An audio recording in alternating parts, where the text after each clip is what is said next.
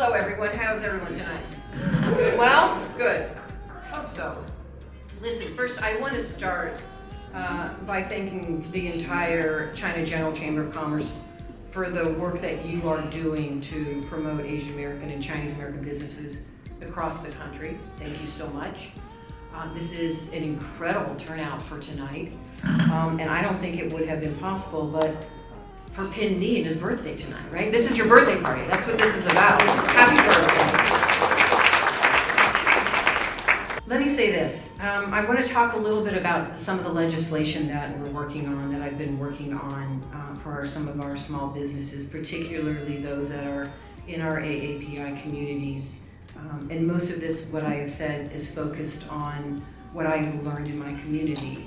I think it is important for many of you to know, with all of the turmoil, with all of the chaos, there's still good work being done, bipartisan work being done, to the benefit, to solve problems, to the benefit of our communities, to the benefit of entrepreneurs, to the benefit of our business community. And I want to talk a little bit about that because I have several bills. I've proposed legislation to cut through burdensome government red tape and make it easier to start a small business. I've also heard from our business owners about their growing concerns with cyber attacks, so I have introduced legislation to help business owners protect themselves from data breaches. I'm also currently working on a bill to get micro businesses, those with 5 or 10 employees, the support they need to compete in our economy. That means both clearly defining what a micro business is and working with the Small Business Administration to make sure they have access to dedicated capital. But it's not just about our domestic strategy that I work on.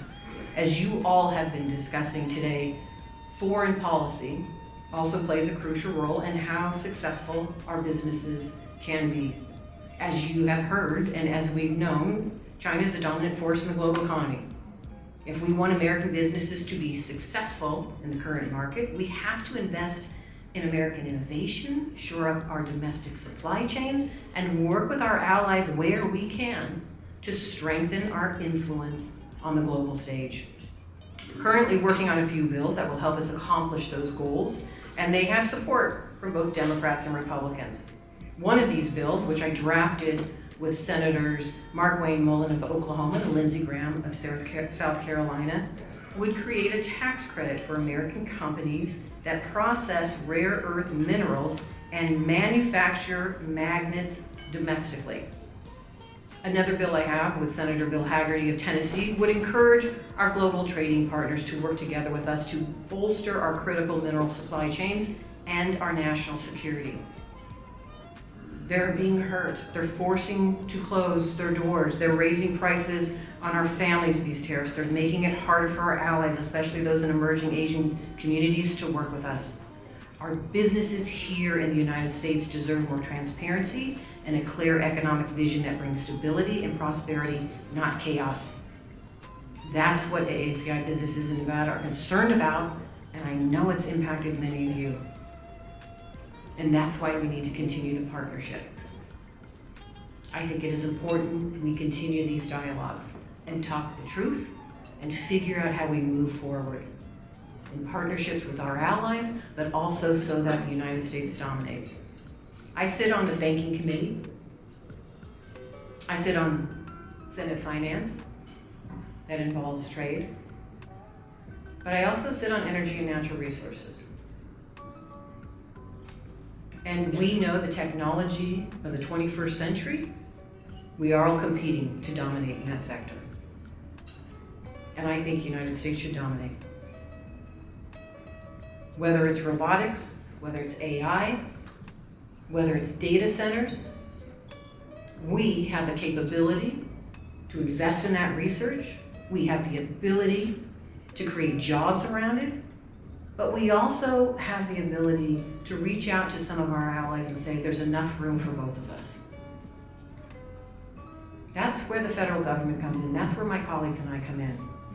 I am here to tell you right now, as a member of Energy and Natural Resources, if we want to move into that new technology, and by the way, if you haven't been to CES, and I assume you have, that is in Las Vegas.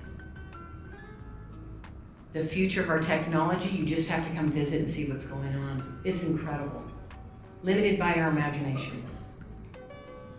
But if we are to move forward, even with the data centers, we have to make sure we have enough electricity.